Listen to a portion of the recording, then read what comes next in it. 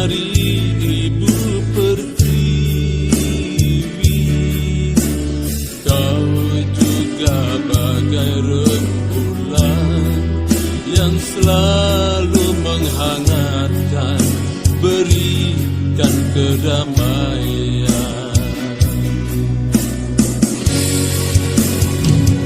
Perjuanganmu, cita-citamu tertulis indah dalam sejarah bangsamu, mendorong, membangkitkan dan memberi keteladanan.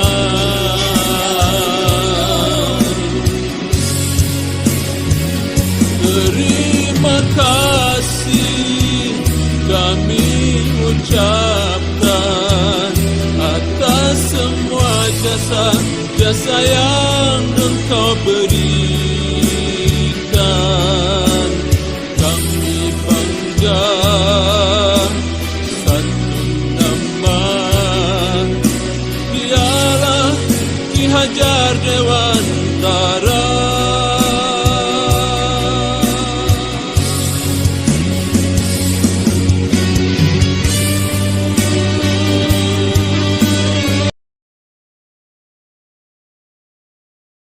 Bismillahirrahmanirrahim. Assalamualaikum warahmatullahi wabarakatuh. Bapak Ibu guru yang sama berbahagia, pertama-tama marilah kita panjatkan puji syukur kehadirat Allah Subhanahu wa taala atas limpahan rahmat dan karunia-Nya sehingga kita dapat berkumpul di tempat ini dalam keadaan sehat walafiat. Salawat dan salam tak lupa kita haturkan kepada junjungan kita Nabi besar Muhammad SAW atas perjuangan beliaulah yang mengantarkan kita dari alam kegelapan menjadi alam yang terang benderang, dan insya Allah kita menjadi pengikut hingga akhir zaman. Amin ya rabbal alamin. Bapak Ibu guru yang sangat berbahagia, di sini saya akan mensosialisasikan budaya positif yang saya dapat di calon guru penggerak angkatan 5 Kabupaten Buton. Saya akan memaparkan sedikit ilmu yang saya dapat tentang budaya positif. Pertanyaan, apakah Anda setuju dengan pernyataan ini? Pertama, hukuman dapat mendisiplinkan anak. Yang kedua, pemberian hukuman dengan hal positif seperti membaca atau membersihkan halaman sekolah dapat meningkatkan disiplin anak. Yang ketiga, memberi penghargaan dapat meningkatkan motivasi belajar anak. Nah, pertanyaan ini sebentar kita akan tahu setelah selesai sosialisasi. Yang saya akan paparkan hari ini, pertama, disiplin positif dan nilai-nilai kebajikan universal. Yang kedua, teori motivasi, hukuman dan penghargaan restitusi. Yang ketiga, keyakinan kelas. Yang keempat, kebutuhan dasar manusia dan dunia berkualitas. Yang kelima, restitusi. 5, posisi kontrol. Yang keenam, restitusi segitiga restitusi. Yang pertama, disiplin positif dan nilai-nilai kebajikan universal. 1. Disiplin positif dan nilai-nilai kebajikan ini, Ki Hajar Dewantara menyatakan bahwa kita ambil contoh perbandingan dengan hidup tumbuh-tumbuhan seorang petani. Dalam hakikatnya sama kewajiban dengan seorang pendidik yang menanam padi, misalnya hanya dapat menuntun tumbuhnya padi. Ia dapat memperbaiki kondisi tanah, memelihara tanaman padi, memberi pupuk dan air, membasmi ulat-ulat atau jamur-jamur yang mengganggu hidup tanaman padi dan lain sebagainya. Jadi sebagai seorang guru, kita diibaratkan sebagai seorang petani yang memiliki peranan penting untuk menjadikan tanaman tumbuh subur. Kita akan memastikan bahwa tanah, tempat tumbuhnya tanaman adalah tanah yang cocok untuk ditanami. Simpulannya bahwa sekolah diibaratkan sebagai tanah tempat bercocok tanam, sehingga seorang guru perlu perlu mengusahakan agar sekolah menjadi sebuah lingkungan yang menyenangkan, aman, nyaman untuk bertumbuh serta dapat menjaga dan melindungi setiap murid dari hal-hal yang kurang bermanfaat atau bahkan mengganggu perkembangan potensi murid. Dan demikian, salah satu tanggung jawab seorang guru adalah bagaimana menciptakan suatu lingkungan positif yang terdiri dari warga sekolah yang saling mendukung, saling belajar, saling bekerja sama, sehingga tercipta kebiasaan-kebiasaan baik. Dari kebiasaan-kebiasaan baik akan tumbuh menjadi karakter-karakter baik warga sekolah, dan pada akhirnya karakter-karakter dari kebiasaan-kebiasaan baik akan membentuk sebuah budaya positif. Di sini ada paradigma, perubahan paradigma kegiatan kepalang tangan. Ada A dan B. Misalnya Bapak Ibu guru, teman di sebelah Anda, ya, ada kegiatan sedikit, sobeklah secari kertas kecil. Tuliskan benda atau sesuatu yang sangat berharga untuk Anda. Letakkan di salah satu tangan Anda dan genggam benda tersebut. Dengan segala daya, buatlah sebuah kepalang. Jadi teman yang di samping, misalnya kita tekan Bapak Ibu guru, di sampingnya Bapak Ibu guru akan mencoba dengan sekuat tenaga, dengan berbagai cara untuk meminta kita memberikan benda tersebut. Bisa membujuk, mengancam, menghardik, merayu, menyuap, apa saja agar dapat membuka kepalang tangan kita. Pertanyaan saya, apa yang terjadi? Apakah Bapak Ibu guru akan membukakan benda yang ada di tangan kita atau seperti apa? Tolong mohon tanggapannya. Bisa bertanggapan? Silakan. Saya persilakan.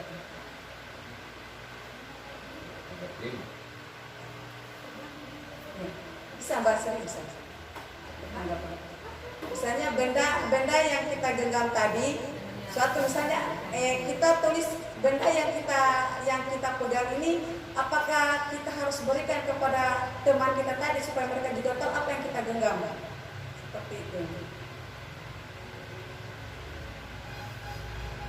Kita sebenarnya kita paksakan anak-anak itu kita mana buka, kira ada efek sampingnya atau tidak, atau kita biarkan saja itu anak itu genggam apa yang dia pegang itu tadi. Terima kasih. Itulah seperti yang contoh misalnya, ya. Ini berkaitan dengan di budaya positif tadi. Misalnya salah satu siswa kita itu malas datang ke sekolah. Ya. Kemudian kita berikan motivasi kepada anak itu supaya dia rajin sekolah.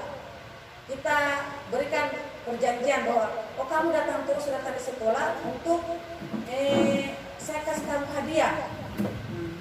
Jadi anak-anak itu yang tadinya dia malas, dia akan tetap datang karena dia iming-iming, kita berikan iming-iming bahwa dia akan mendapat hadiah. Tetapi kalau suatu saat kita lepas, maka anak itu tidak akan mengikuti kembali lagi ke asalnya, bahwa dia akan malas terus sudah dari sekolah. Begitu seperti untuk yang genggaman tangan tadi itu, berarti yang kontrol anak ini orang lain, bukan dirinya sendiri. Seperti itu. Di sini ada perubahan paradigma dari kontrol. Misalnya ilusi guru mengontrol murid. Guru mengontrol murid di sini, misalnya kita mengontrol murid kita dari jauh. Misalnya di sini kita anak-anak itu dia berbuat kesalahan, kita hanya mengontrolnya saja. Kita tidak terlalu memperhatikan seperti apa, tetapi kita mengontrol. Kemudian ada juga yang kedua, ilusi bahwa kritik dan membuat orang merasa bersalah dapat menguatkan karakter. Di sini misalnya kita belajar di kelas, setiap kali kita masuk ada salah satu siswa yang betul-betul tidak mengikuti pelajaran kita, maka kita berikan penguatan seperti ini. Kenapa kamu tidak menulis? Jangan sampai saya ini dimarahi kepala sekolah loh. Kamu tidak mau menulis. Berarti siswa itu dia merasa bersalah bahwa saya ini tidak menulis, bahwa ibu guru itu dimarahi kepala sekolah gara-gara saya. Nah, itu kritik yang membuat orang itu merasa bersalah. Siswa itu dia merasa bersalah.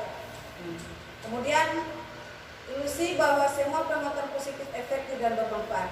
Nah, seperti tadi yang kita berikan hadiah kepada anak-anak tadi, yang tadinya dia akan rajin karena dia mendapatkan hadiah dari kita. Setelah kita lepas, maka dia akan kembali lagi seperti semula. Berarti itu istilahnya motivasi yang ada dalam dirinya itu tidak ada. Dia motivasi yang dia dapat itu dari luar. Itu. Kemudian ilusi bahwa orang dewasa itu memiliki hak untuk memaksa. Ternyata ini untuk seperti yang ini, memang kita sebagai seorang pendidik kita harus mengontrol siswa kita seperti apa. Yang katanya tadi kan Hajar Dewantara itu kita sebagai pendidik hanya menuntun, bukan lagi menuntut. Di sini ada perubahan paradigma stimulus respon dan teori kontrol. Siapa sesungguhnya yang memiliki kontrol? Ada dua di sini, stimulus respon dan teori kontrol. Yang tadinya kita selama ini yang kita pahami itu adalah stimulus respon, tapi dengan adanya ilmu ini maka ada teori kontrol yang seharusnya kita tahu. Kita mencoba di stimulus responnya, kita mencoba mengubah orang agar berpandangan sama dengan kita. Ternyata di teori kontrolnya itu berbeda. Kita berusaha memahami pandangan orang lain tentang dunia. Setelah itu berikut perilaku buruk dilihat sebagai suatu kesalahan. Ternyata di teori kontrolnya itu semua perilaku memiliki tujuan. Contoh misalnya, siswa tadi datang terlambat, misalnya, kita langsung menghardiknya, langsung menghukumnya. Kenapa kamu datang terlambat? Pulang kamu. Kita gitu seperti itu kita yang selama ini kalau kita lakukan. Ternyata dalam teori kontrol itu semua perilaku memiliki tujuan. Kita harus menanya dulu pada siswa itu bahwa seperti apa alasanmu kamu datang terlambat. Kemudian yang ketiga, orang lain bisa mengontrol saya. Teori kontrolnya hanya Anda yang bisa mengontrol diri Anda. Nah, di sini tadi motivasi yang ada pada diri kita tadi, yang bisa mengontrol diri kita sendiri. Ini saya bisa mengontrol orang lain. Sedangkan teori kontrolnya Anda tidak bisa mengontrol orang lain. Misalnya di sini kita sebagai guru, kita datang rajin di sekolah karena ada kepala sekolah. Jadi kita karena tidak ada kepala sekolah maka kita tidak usah belajar, tidak usah mengajar karena tidak ada yang mengontrol kita. Karena yang mengontrol kita di sini kalau kita sebagai guru itu kepala sekolah. Berarti yang mengontrol siswa itu kita sebagai guru yang mengontrol. Sehingga karena kita tadi tidak ada guru atau tidak ada kepala sekolah yang datang di sekolah, kita tidak usah lagi kita tidak usah mengajar. Berarti keyakinan kita ini tadi kita datang mengajar karena ada kepala sekolah. Ya, tidak ada yang mengontrol kita. Kemudian pemaksaan ada pada saat rujukan gagal. Kemudian yang ini pemaksaan tadi yang seperti kita genggam barang tadi itu, kalau misalnya ada yang berhasil barang yang kita genggam tadi kita berikan, maka berarti kalau kita tidak berikan genggaman yang kita minta berarti merasa bujukan itu gagal. Nah, setelah ada teori kontrol, kolaborasi dan konsensus menciptakan pilihan-pilihan baru. Nah, seperti ini, kalau hanya saya yang berbuat, maka tanpa adanya kolaborasi itu tidak akan berhasil. Jadi di sini adanya kerjasama antara guru ya, dan satu dan yang lainnya itu bukan kolaborasi. Misalnya ada kendala-kendala seperti apa, kita saling berbagi. Kemudian di stimulus respon model berpikir menang kalah, sedangkan teori kontrolnya model berpikirnya menang-menang. Ini kita harus tahu juga apakah makna disiplin. Berasal dari bahasa Latin disciplina yang artinya belajar. Di sini tadi kita belajar, misalnya kita datang lebih awal, itu merupakan belajar. Setelah itu lama-kelamaan akan menjadi disiplin. Makna asal dari kata ini berkonotasi dengan disiplin diri dari murid-murid Sokrates dan Plato. Nah, disiplin diri membuat orang menggali potensinya menuju sebuah tujuan, apa yang dia hargai. Tujuan dari disiplin positif adalah menanamkan motivasi yang ketiga kepada murid-murid kita, yaitu untuk menjadi orang yang mereka inginkan dan menghargai diri sendiri dengan nilai-nilai yang mereka percaya. Setelah siswa kita telah memiliki motivasi tersebut, mereka telah memiliki motivasi intrinsik yang berdampak jangka panjang. Nah, inilah tadi motivasi dari dalam. Motivasi dari dalam diri anak itu, maka dia akan berdampak jangka panjang. Beda dengan yang dia dapat itu motivasi dari luar. Motivasi dari luar itu dia akan mendapat, dia dampaknya itu pendek. Karena tadi kita memberikan hadiah kepada mereka, setelah kita hentikan hadiah itu, mereka dia akan kembali seperti semula. Dia akan malas-malas lagi. Karena motivasi dirinya itu bukan dari dirinya sendiri, tapi dia dari luar. Kemudian, namun dalam budaya kita ini makna kata disiplin telah berubah menjadi sesuatu yang dilakukan seorang pada orang lain untuk mendapatkan kepatuhan. Kecenderungan umumnya adalah menghubungkan kata disiplin dan ketidaknyamanan, bukan dengan apa yang kita hargai atau pencapaian suatu tujuan mulia. Nah, seperti tadi kata disiplin, karena yang kemarin kalau kita disiplinkan, maka sepertinya ketidaknyamanan itu sudah ada. Ternyata bukan seperti itu. Di sini ada nilai-nilai kebajikan universal. Nilai-nilai kebajikan adalah sifat-sifat positif manusia yang merupakan tujuan mulia yang ingin dicapai setiap individu. Ternyata nilai kebajikan itu adalah sifat positif manusia yang merupakan tujuan mulia yang dicapai setiap individu. Nilai-nilai tersebut bersifat universal dan lintas bahasa, suku, bangsa, agama maupun latar belakang. Yang pertama, setiap perilaku atau perubahan memiliki suatu tujuan. Ini dari kutipan dari William Glasser pada teori kontrolnya tahun 1984. Kemudian, dengan mengaitkan nilai-nilai kebajikan yang diyakini seorang, maka motivasi istrinya akan terbangun sehingga menggerakkan motivasi dari dalam untuk dapat mencapai tujuan mulia yang diinginkan. Ini teori dari Diane Gosen tahun 1998.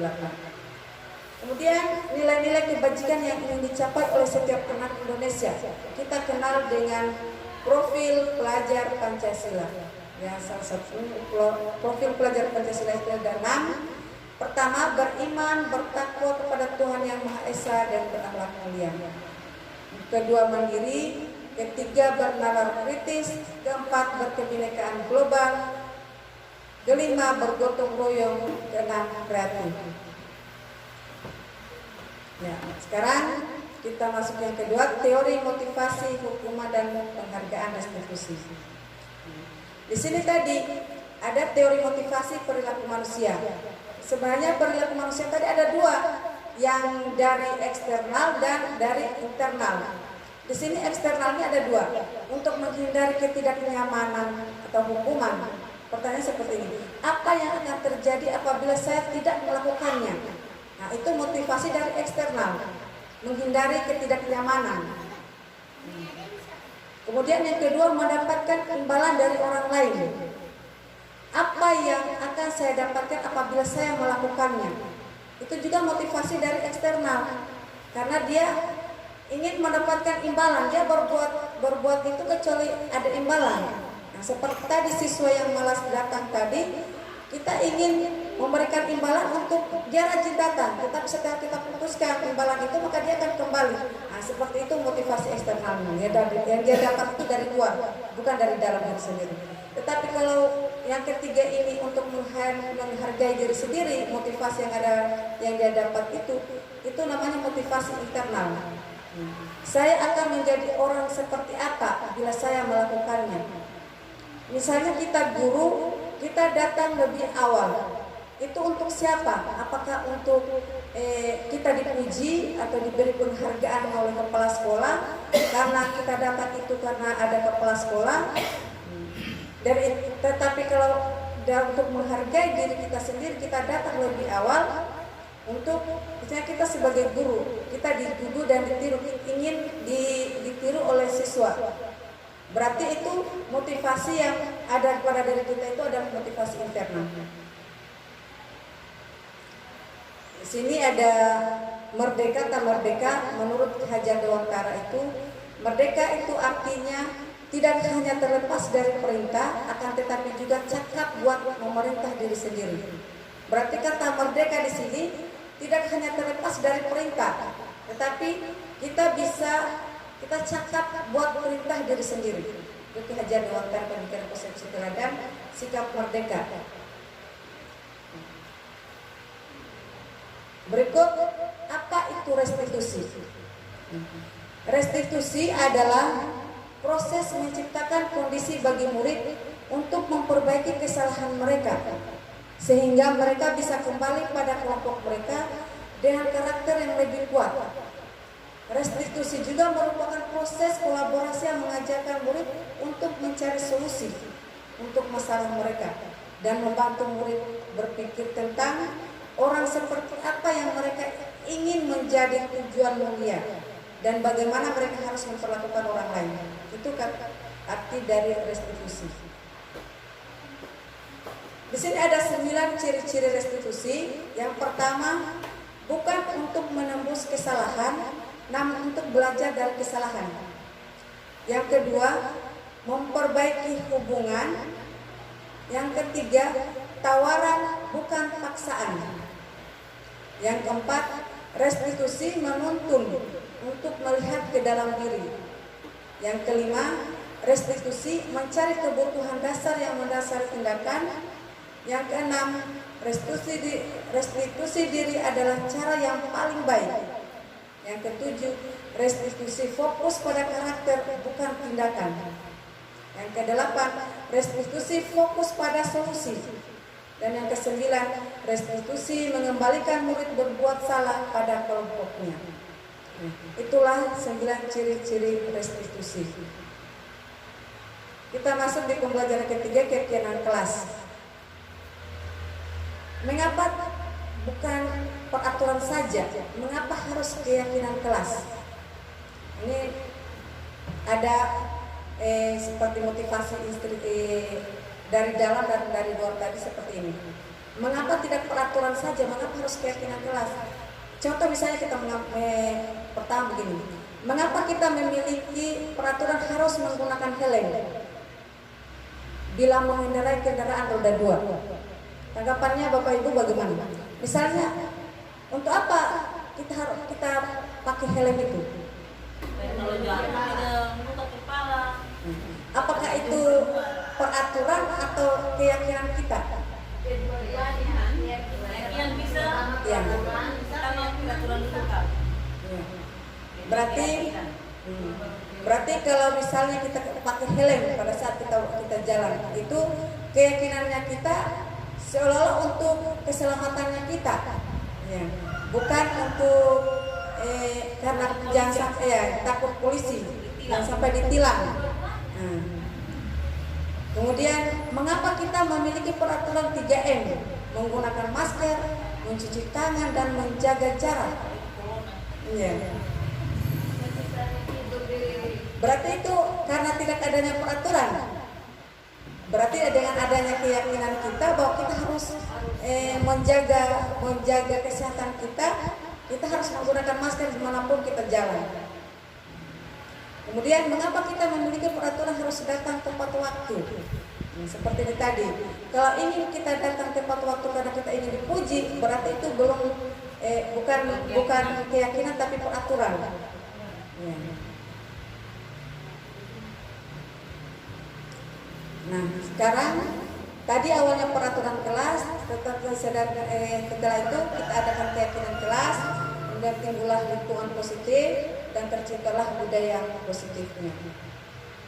Nah, mana yang merupakan keyakinan kelas? Yang hijau atau yang putih? Ya. Kesempatan misalnya ke sini jodohnya ada kesempatan kelas, tetapi mana yang merupakan keyakinan?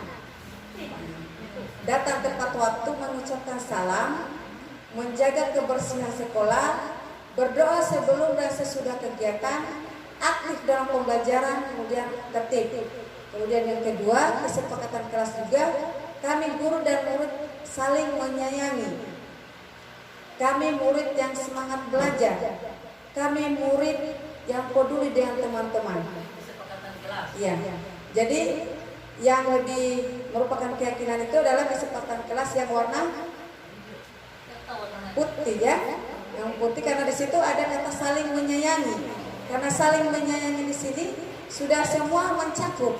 Misalnya di dalam kelas itu ya, mereka saling menolong, ya, saling menghargai. Itu termasuk sudah saling menyayangi ya. Ya, peduli. Ada di sini kata semangat itu sudah mencakup semua. Kemudian kami murid yang peduli dengan teman-teman. Misalnya di dalam membersihkan kelas harus membuang sampah di tempatnya karena kasihan yang bertugas tadi. Tetap peduli inilah yang tepat. Ya, kesepakatannya, keyakinan kelas tadi. Kemudian kesepakatan kelas itu kita ambil misalnya kita sebagai guru kelas, kita buat kesepakatan kelas yang ada di kelasnya kita buat kesepakatan, kita minta pendapatnya mereka, kesepakatan apa saja yang kita buat di dalam kelas. Gitu. Jadi pada saat mereka buat, suatu saat nanti mereka akan melanggar perbuatan itu, mereka akan mengingat keyakinan kelas yang sudah pernah kita buat. Kesepakatan kelas, kesepakatan apa seperti apa yang kita buat di kelas tadi. Jadi pada saat kita buat keyakinan kelas itu, kita selalu 1 minggu atau 1 bulan kita selalu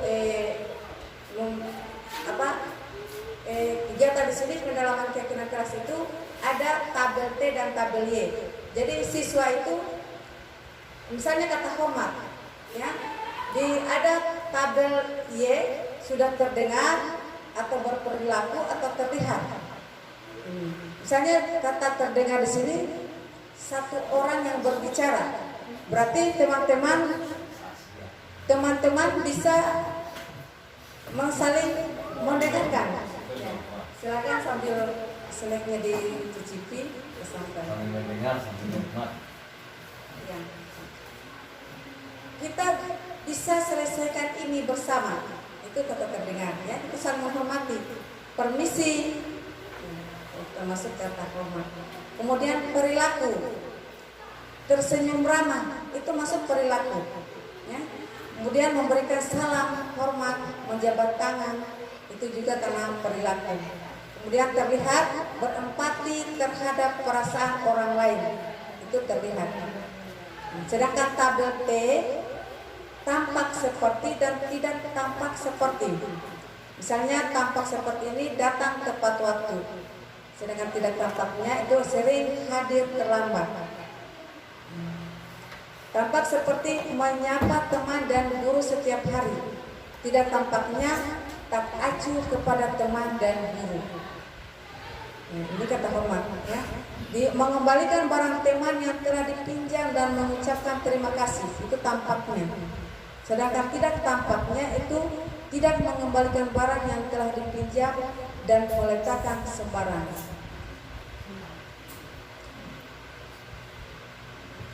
Di sini ada peraturan tadi, kita bisa membedakan peraturan dan keyakinan kelas. Ya. Tanya dulu sebenarnya. Ya. Apa perbedaannya peraturan dan keyakinan kelas? Jadi selama ini kan kita tata tertib, Ya. Di sekolah ini tempel, menyapu, sudah ada semua aturan di situ. Sekarang dengan adanya guru penggerak, sudah ada aturan baru namanya keyakinan tadi. Jadi mungkin kita yang semua kumpul ini belum ada yang tahu tentang keyakinan tadi. Jadi kita mau terapkan atau bagaimana? Inilah dengan adanya sosialisasi. Terima kasih atas tanggapannya. Di sini kan kita tahu peraturan dan keyakinan kelas. Ya, kita bisa membedakan peraturan kelas. Kalau peraturan selalu kembalikan buku di tempatnya. Contoh ini kita terapkan. Peraturan atau keyakinan? Ya, itu peraturan. selalu kembalikan buku ke tempatnya. Tetapi kalau keyakinan kelas itu tanggung jawab, berarti tanggung jawab ini dia meliputi semuanya. Tanggung jawab apapun yang dia lakukan, dia bertanggung jawab.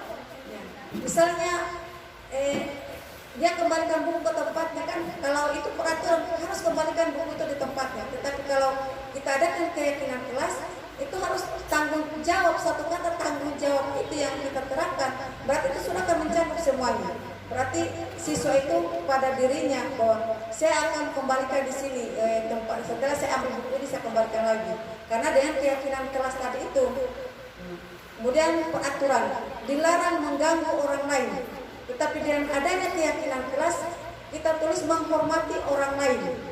Itu bukan lagi dilarang mengganggu orang lain, tetapi dengan menghormati orang lain. Setelah itu, hadir di sekolah 15 menit sebelum pembelajaran dimulai. Dan adanya keyakinan kelas, menghormati orang lain atau berkomitmen. Kalau peraturan tadi, hadir di sekolah 15 menit sebelum pelajaran dimulai. Tetapi dengan keyakinan kelas, menghormati orang lain atau berkomitmen. Bahwa kita datang tepat waktu, ada komitmen dari diri kita. Karena tadi kita sudah buatkan kesepakatan kelas bahwa sebelum kita belajar 15 menit sebelum belajar harus sudah kita di dalam kelas. Nah, itu kita sudah sepakati. Karena kita sudah yakini. Di sini ada lagi, dilarang menggunakan narkoba. Itu kalau keyakinan kelas itu kesehatan. Berarti kalau misalnya kita mengkonsumsi narkoba, itu adalah peraturan. Tetapi dengan keyakinan kelas, kita yakini bahwa narkoba itu adalah kesehatan kita. Jika kita tidak mengkonsumsinya, berarti terciptakan kesehatan kita yang ada di diri kita sendiri. Kalau peraturan bergantian atau menunggu giliran, sedangkan keyakinan kelas menghormati orang lain atau bersabar. Peraturan gunakan masker, sedangkan keyakinan kelas kesehatan dan keselamatan. Setelah itu jangan berlari di kelas atau koridor, sedangkan keyakinan kelasnya keselamatan atau keamanan. Di sini ada tindakan guru dan hukuman atau konsekuensi. Tindakan kita seperti kita sebagai guru mencatat 100 kali di dalam buku kalimat, saya tidak akan terlambat lagi karena terlambat ke sekolah. Itu hukuman atau konsekuensi? Hukuman. Karena tidak sesuai dengan apa yang dia alami. Misalnya siswa datang terlambat, kita langsung menghukumnya dengan memberikan mencatat 100 kali di dalam buku kalimat itu. Jadi, iya, berarti itu adalah hukuman. Di mana letak kesamaannya? Di mana misalnya siswa hanya datang terlambat, kita langsung berikan hukuman seperti itu. Kemudian lari mengelilingi lapangan basket 2 kali karena terlambat hadir di sekolah. Itu hukuman atau konsekuensi? Hukuman. Iya, hukuman. Karena tidak sesuai juga dengan apa yang dia langgar. Kemudian murid diminta untuk push up 15 kali karena tidak menggunakan masker di sekolah. Itu hukuman atau konsekuensi? Ya, hukuman. Kemudian menggantikan kertas tugas temannya yang telah dicoret-coret. Konsekuensi atau hukuman? Ya, ini konsekuensi karena dia sengaja dia mencoret-coret kertasnya temannya. Otomatis kita suruh ganti karena kan konsekuensinya dia sendiri udah berbuat. Dia mencoret-coret bukunya teman, otomatis dia harus menggantikan kertasnya temannya itu. Itu kan dia istilahnya sesuai dengan apa yang dia buat. Kesalahannya mencoret kertas temannya, ya dia harus ganti. Kemudian membersihkan tumpahan air di meja tulis karena tersenggol pada saat belajar. Karena itu konsekuensi atau hukuman? Konsekuensi. Iya, karena dia yang menumpahkan. Berarti kalau kita suruh dia yang membersihkan itu tepat, karena dia yang sesuai dengan kesalahannya. Beda dengan kita dia tumpahkan air tadi, kita suruh usap, itu tidak sesuai dengan apa yang dia berbuat. Dan seharusnya kalau misalnya dia tumpahkan air itu, maka dia harus lap, dia harus membersihkan. Itu konsekuensi.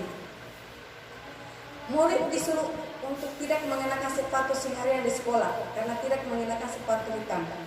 Ini hukuman atau konsekuensi? Iya, hukuman. Disinilah adanya ya hukuman dan konsekuensi tadi. Misalnya kalau hukuman seperti ini, siswa tadi dia datang karena tidak sesuai misalnya di dalam sekolah kita, peraturan kita harus menggunakan sepatu hitam. Tiba-tiba siswa itu dia datang menggunakan sepatu putih. Kita langsung memberikan hukuman, ya, memberikan hukuman bahwa kamu tidak boleh menggunakan sepatu, kamu harus buka seret. Berarti itu kita tidak akan hukuman. Kemudian lari mengelilingi lapangan basket 2 kali karena terlambat 10 menit untuk pelajaran PJOK. Konsekuensi atau hukuman? Ya, konsekuensi seperti apa alasannya? Karena PJOK itu kan pendasnya, terus lari juga itu berhubungan dengan pendasnya. Iya, gitu ya. Itu merupakan konsekuensi karena misalnya dia datang terlambat, teman-temannya sudah melakukan lari 2 kali tadi. Jadi karena dia datang terlambat, baru datang, dia harus melakukan juga itu. Nah, itu konsekuensi. Sudah istilahnya hukuman itu ya, hukuman itu dia sesuai dengan apa yang dia miliki. Di sini perbedaan hukuman dengan konsekuensi. Supaya kita tahu bahwa apa itu hukuman, bagaimana itu konsekuensinya. Hukuman sesuatu yang menyakitkan harus terjadi. Itu adalah hukuman. Karena tanpa adanya pemberitahuan lebih awal ya kepada siswa kita, jadi sesuatu itu menyakitkan harus terjadi. Sedangkan konsekuensi sesuatu harus terjadi. Karena dia sudah tahu kalau saya melakukan ini, tadinya kita sudah sepakati, jelas saya akan kalau saya melanggar, saya akan diberi hukuman karena sudah ada konsekuensi tadi. Kemudian membuat anak sakit fisik maupun hati untuk jangka waktu lama, itu hukuman. Kita menghukum mereka itu membuat anak itu sakit. Sedangkan konsekuensi membuat anak merasa tidak nyaman dalam jangka waktu pendek. Itu konsekuensinya. Dia memang merasa bersalah tetapi tidak terlalu lama karena sudah ada konsekuensi, sudah ada kesepakatan tadi bahwa kita melakukan ini akan seperti ini. Karena kita sudah sepakati, kita tidak boleh melanggar. Kemudian anak membenci kedisiplinan, sedangkan konsekuensi anak menghargai disiplin. Hukuman ini adalah paksaan, sedangkan konsekuensi itu adalah stimulus atau tanggapan. Mendorong anak menyakiti diri sendiri. Di sini konsekuensi itu adalah mendorong anak agar mudah menyesuaikan diri. Jadi hukuman dan konsekuensi itu seperti itu perbedaannya. Anak belajar untuk menyembunyikan kesalahannya, itu hukuman. Misalnya dia sudah berbuat kesalahan, tetapi karena dia takut dihukum, dia sembunyikan kesalahannya itu. Tetapi kalau ada konsekuensi seperti yang kita sudah terapkan, anak belajar untuk mematuhi peraturan. Kemudian hukuman itu marah, rasa bersalah, dipermalukan, merasa tidak dihargai. Sedangkan konsekuensi kehilangan hak, dibuat tidak nyaman, diasingkan untuk sementara. Di sini juga ada identitas gagal dan identitas sukses.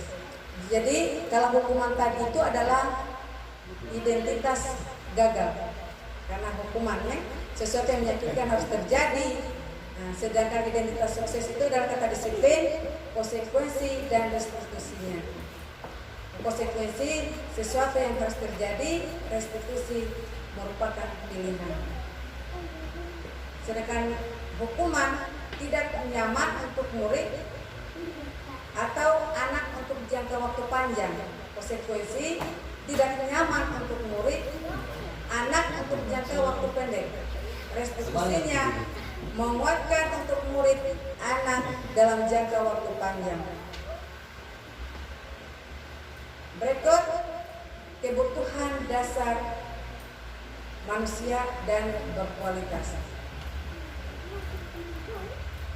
Kebutuhan dasar manusia. Di sini ada 5: bertahan hidup, kemudian kasih sayang dan rasa diterima, kesenangan, kebebasan, dan penguasaan.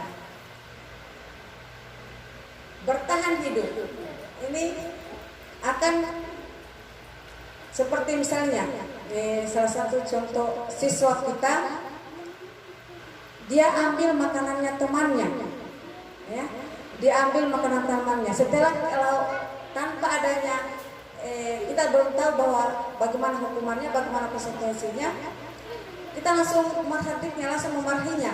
Kenapa kamu ambil makanannya temanmu? Tetapi kalau dengan adanya kita berikan pemahaman seperti apa, kenapa kamu ambil makanannya temanmu? Langsung kita tanya dulu seperti apa kesalahannya. Kalau dia menjawab, saya lapar bu, berarti dia merupakan salah satu bertahan hidup karena dia lapar. Berarti solusinya seperti apa yang kita lakukan? Berarti kita adakan pendekatan kepada orang tuanya bahwa kalau bisa kasih jajan, kemudian kalau tidak bawakan bekal dari rumah, persiapan untuk anak ini supaya tidak ganggu temannya. Berarti anak ini tadi pada saat kita berikan kesalahan, dia melakukan kesalahan itu karena dia bertahan hidup, karena dia lapar. Ada juga kasusnya yang sama, tetapi jawabannya yang berbeda. Ini dia diambil makanannya temannya itu karena kasih sayang dan rasa diterima, kurang rasa kasih sayangnya. Berarti kalau jika kita langsung marahi anak itu, ya, dia jawab, saya ini saja, saya senang saja. Jawabannya seperti saya senang saja saya ambil makanan teman itu. Berarti dia membutuhkan rasa kasih sayang, dia kurang perhatian dari orang tuanya. Berarti dia merasa ingin disayangi. Berarti solusinya kita harus memberikan pendekatan terhadap anak itu bahwa dia butuh kasih sayang. Nah, sama juga kasus yang sama, dia ambil makanannya temannya, dia ingin merasa senang, membuat teman itu menangis atau seperti apa reaksinya teman-temannya pada saat dia ambil makanannya temannya. Kalau kita jawab, kenapa kamu ambil makanannya temanmu? Saya senang, karena dia kurang mendapatkan kesenangan dari rumah, misalnya dari rumah, sehingga dia melakukan sesuatu kepada teman-temannya supaya dia itu merasa senang, dia puas pada dirinya itu. Sama dengan misalnya kebebasan di sini sama dengan seperti tadi itu.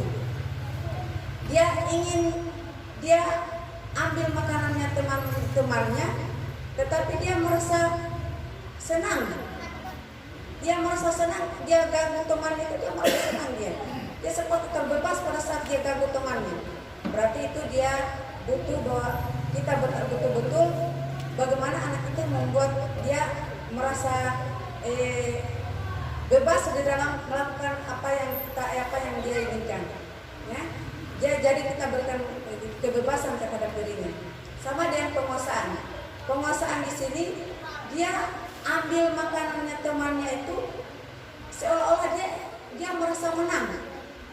Berarti dia kebutuhan hidupnya itu dia ingin penguasaan itu selalu ada dalam dirinya. Ada pembelajaran kelima, 5 posisi kontrol. 5 posisi kontrol di sini adalah penghukum, pembuat orang merasa bersalah, kemudian teman, pemantau, dan manajer. Nah, disinilah yang harus kita tahu sebagai pendidik, seperti apa kalau kita sebagai penghukum. Sifat kita sebagai penghukum di dalam kita mendidik anak-anak kita itu sebagai penghukum.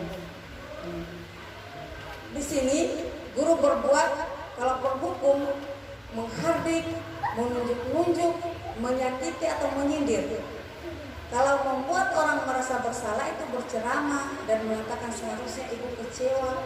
Maksudnya kalau membuat orang merasa bersalah itu kita memang seperti kita menghukum, tetapi suara kita itu pelan.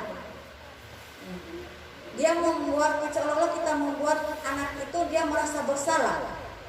Ibu kecewa dengan kami. Maksudnya kita menghukumnya, kita memarahinya, tetapi pelan. Kemudian kita sebagai teman membuat alasan-alasan untuk muridnya. Misalnya kita berteman dengan siswa kita, maka pada saat dia melakukan sesuatu, itu dia ada guru ini, dia sukanya sama guru yang itu.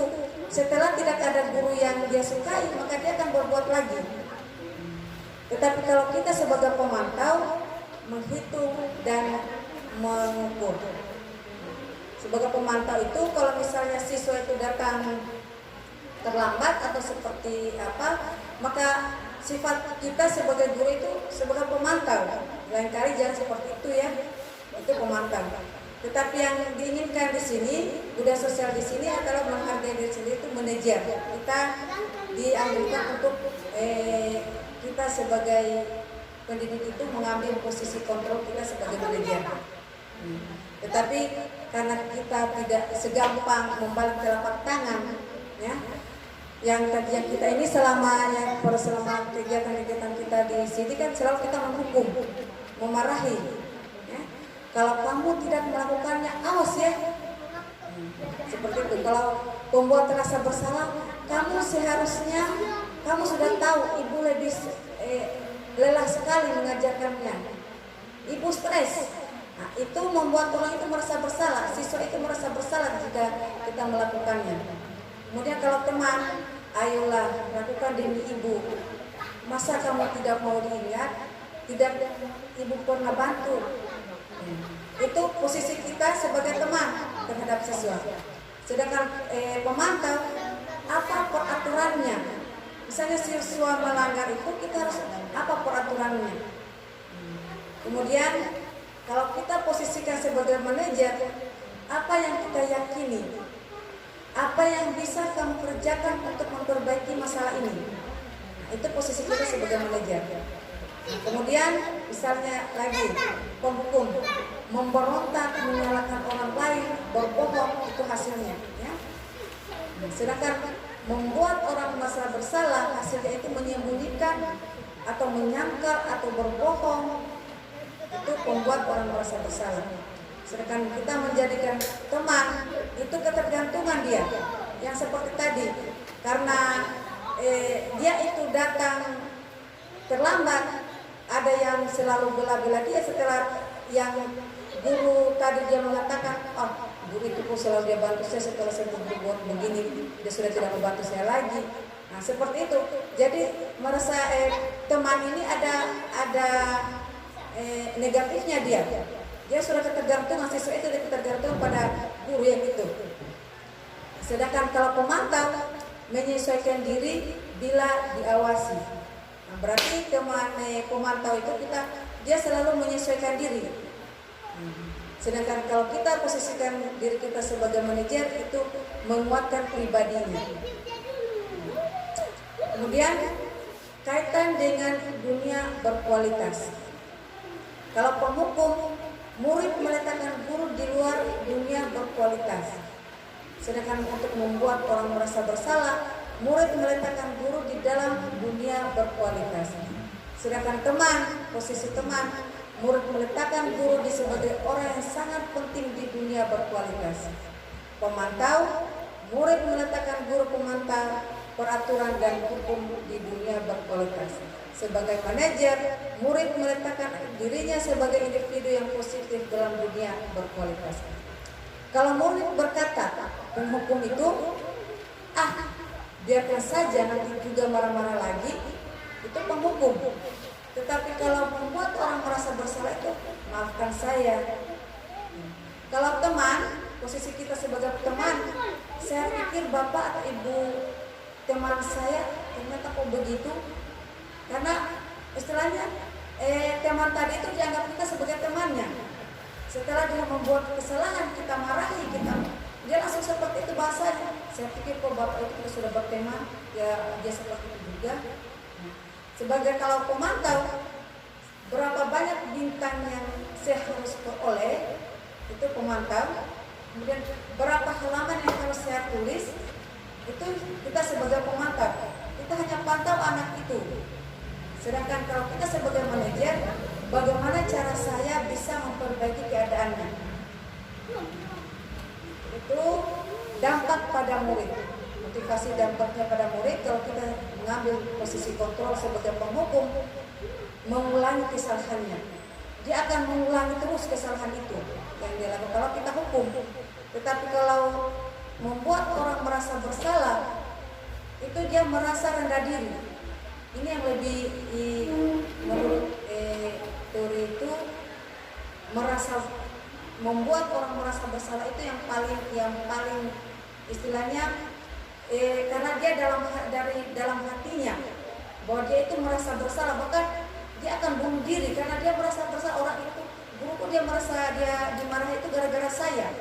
Berarti kesalahannya itu betul-betul dia resapi dari dalam dirinya sendiri. Sedangkan kalau teman, posisi kita sebagai teman itu lemah, tidak mandiri, dan dia bergantung, ya, tergantung dengan kita. Pemantau memiliki beratkan pada sanksi atau hadiah untuk dirinya. Ya. Dengan kita posisi kontrol kita sebagai manajer mengevaluasi diri, bagaimana cara memperbaiki dirinya. Di sini ada tugas pertanyaan-pertanyaan dan siapa yang mengatakannya. Seperti tadi pernyataan-pernyataan ini saya kecewa sekali dengan kamu. Siapa yang mengatakan ini? Membuat orang merasa bersalah. Ya. Kamu tidak pernah benar melakukan ini adalah penghukum, pernyataan-pernyataan penghukum. Kamu tidak pernah benar melakukannya. Ayolah lakukan demi ibu. Demi bapak, itu adalah posisi kita sebagai teman. Apakah kamu mau mendapatkan stiker bintang seperti hari ini? Nah, itu kita sebagai pemantau, posisi kita guru sebagai pemantau. Apakah kamu tidak mau mendapatkan stiker bintang hari ini? Nah, maksudnya melakukan kegiatan dengan kita memberikan sesuatu, maka itu posisi kita sebagai pemantau. Tetapi kalau posisi kita sebagai manajer itu, bagaimana kamu bisa menyelesaikan masalah ini? Kalau kita posisikan, kemudian kamu selalu yang paling terakhir. Itu pernyataan. Itu adalah pernyataan penghukum. Kemudian bergerak antara peraturan pemantau itu ada konsekuensi atau hadiah. Nilai-nilai manajer atau memperbaikinya seperti yang tadi. Yang kalau misalnya ada kasus yang kedua-duanya kita harus langsung memantaunya, bukan hanya yang si pelaku, tetapi yang korban juga kita berikan bimbingan. Ini jika kita mengambil posisi kontrol kita sebagai manajer, maka segitiga restitusi ini yang kita terapkan. Ya, segitiga restitusi ini yang pertama yang kita terapkan itu adalah menstabilkan identitas. Ini kalau kita sudah mengambil posisi sebagai manajer, ya, misalnya menstabilkan identitas tadi, kamu bukan satu-satunya yang pernah melakukan ini. Seperti ini contoh misalnya, siswa ada kasusnya, ya.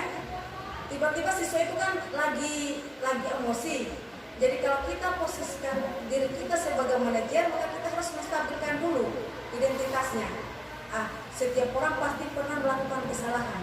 Berarti setelah kita menstabilkan identitasnya, siswa tadi yang tadinya emosi, maka dia akan turun. Dan itulah posisi kita sebagai manajer harus menstabilkan identitasnya dulu. Setelah itu validasi kebutuhannya. Kamu tentu punya alasan mengapa melakukan itu. Nah, itu kita sudah melakukan validasi kebutuhannya. Tentu kamu punya alasan setelah kamu melakukan yang tadi itu, jelas kamu ada alasannya. Kemudian adakah cara yang lebih efektif untuk mendapatkan apa yang kamu butuhkan? Nah, itulah melakukan validasi kebutuhan tadi. Setelah kita lakukan validasi kebutuhan, menyatakan keyakinannya, menanyakan keyakinannya, nilai-nilai apa yang telah kita sepakati, seperti yang tadi yang kita sepakati dalam kelas tadi. Setelah adanya kasus ini, kita misalnya kita tangani, kita tanyakan keyakinannya, nilai-nilai apa yang telah kita sepakati. Kemudian kamu ingin menjadi orang seperti apa? Ini tadi menstabilkan identitas. Kalau kami menstabilkan identitas untuk membuat anak itu merasa gagal karena berbuat salah, menjadi positif terhadap dirinya. Karena kita menstabilkan dulu. Yang tadinya emosi itu, anak itu sementara emosi. Jadi kita sebagai manajer itu harus menstabilkan dulu identitasnya. Kita sebagai guru berkata, berbuat salah itu hal yang manusiawi. Tidak ada manusia yang sempurna. Bapak ibu juga buat salah, kita pasti bisa menyelesaikan permasalahan ini. Bapak ibu tidak tertarik untuk mencari tahu siapa yang benar, siapa yang salah. Lebih tertarik untuk menyelesaikan masalah. Kalau kamu menyalahkan dirimu sendiri terus-menerus, apakah kamu bersikap baik pada dirimu sendiri? Itu menstabilkan identitas. Sehingga tadinya siswa dia merasa emosi, dia akan meredah dengan sendirinya. Nah, di sini setelah kita menstabilkan identitasnya, kita langsung validasi kebutuhannya, membantu siswa mengenali kebutuhan yang ingin dipenuhi ketika melakukan kesalahan itu. Pada dasarnya, setiap tindakan manusia atau tujuannya adalah memenuhi basic need, apakah itu power, freedom, atau love. Itu guru berkata, kamu bisa saja kan melakukan hal yang lebih buruk, tapi kamu tidak melakukannya kan? Itu validasi kebutuhannya. Kamu bisa saja kan melakukan hal yang lebih buruk, tapi kamu tidak melakukannya kan? Kamu pasti punya alasan mengapa melakukannya. Jelas siswa itu dia akan meredah, dia langsung, karena kita sudah validasi kebutuhannya. Apa yang penting bagi kamu? Kamu boleh tetap berusaha menjaga sikap itu, tapi tambahkan sikap yang lainnya yang baru. Maukah kamu belajar cara lain untuk mendapatkan yang kamu butuhkan tanpa harus memukul? Apakah kamu bisa melakukannya dengan lebih baik besok lagi? Kemudian kita setelah memvalidasi kebutuhannya, kita langsung menanyakan keyakinannya. Anak melihat kesalahannya dihubungkan dengan norma sosial dan nilai-nilai yang mendasari manusia berinteraksi dengan orang lain. Menanyakan keyakinannya. Guru berkata, apa nilai yang kita percaya di kelas atau di sekolah kita? Nilai-nilai universal apa yang telah kita sepakati? Kelas yang ideal itu seperti apa sih? Itu kita menanyakan keyakinan. Kamu ingin jadi anak seperti apa? Itu kita tanyakan keyakinannya. Apa yang kamu rasakan ketika kamu melakukan itu? Kamu akan menjadi seperti apa? Karena kita menanyakan keyakinannya. Kalau jika ada kasus yang seperti itu, yang kita intervensi sekitar 30 detik itu seperti ini.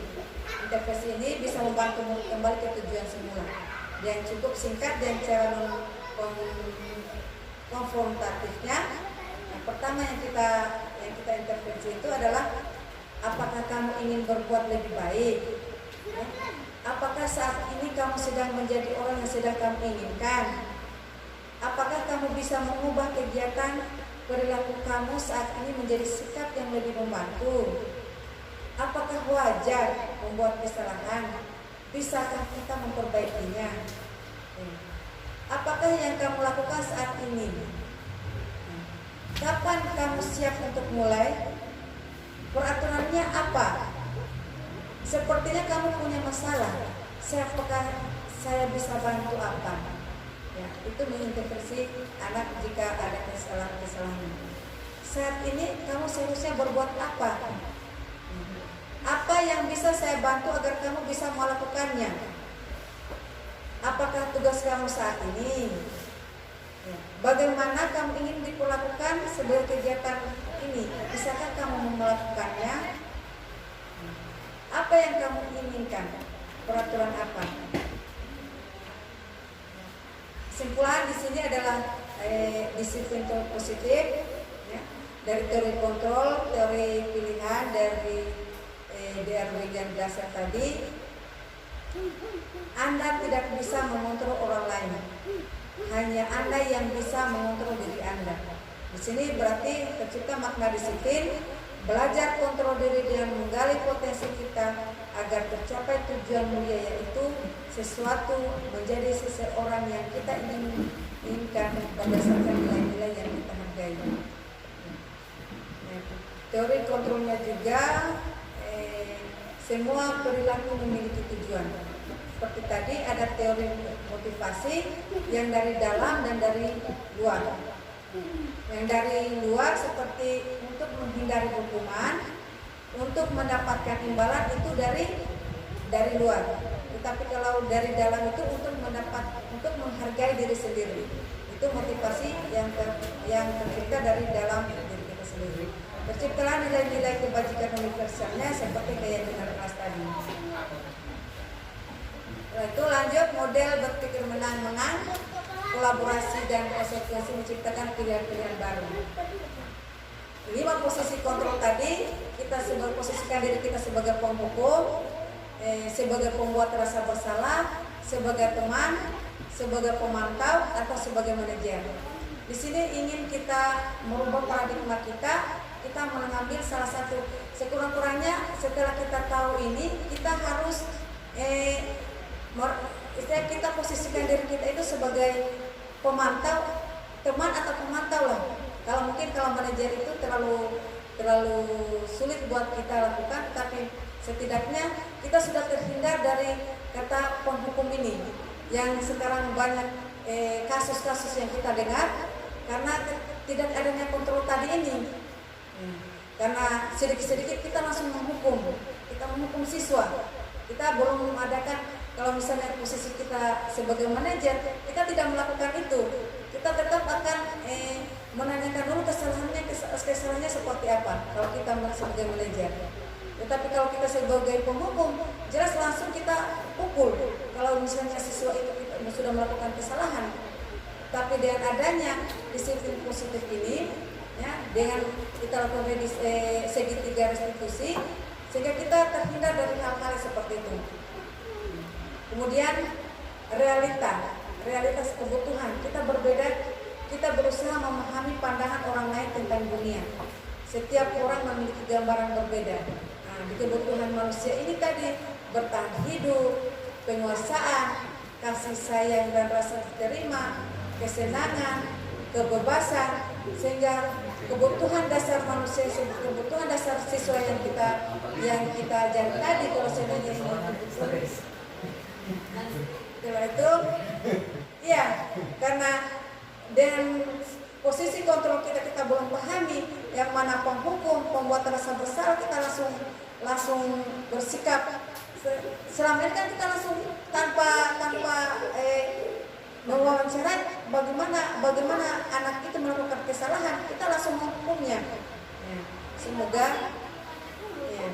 semoga dengan adanya ini kita bisa memposisikan diri kita sebagai manajer, ya.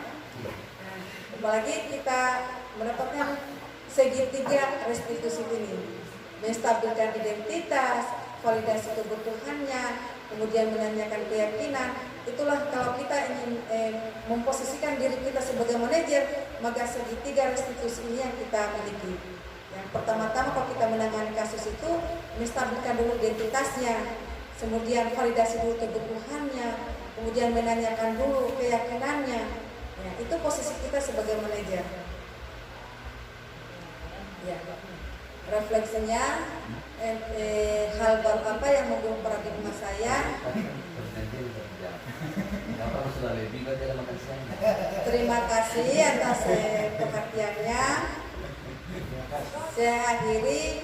Billahi taufiq wal hidayah. Wassalamualaikum warahmatullahi wabarakatuh. Waalaikumsalam.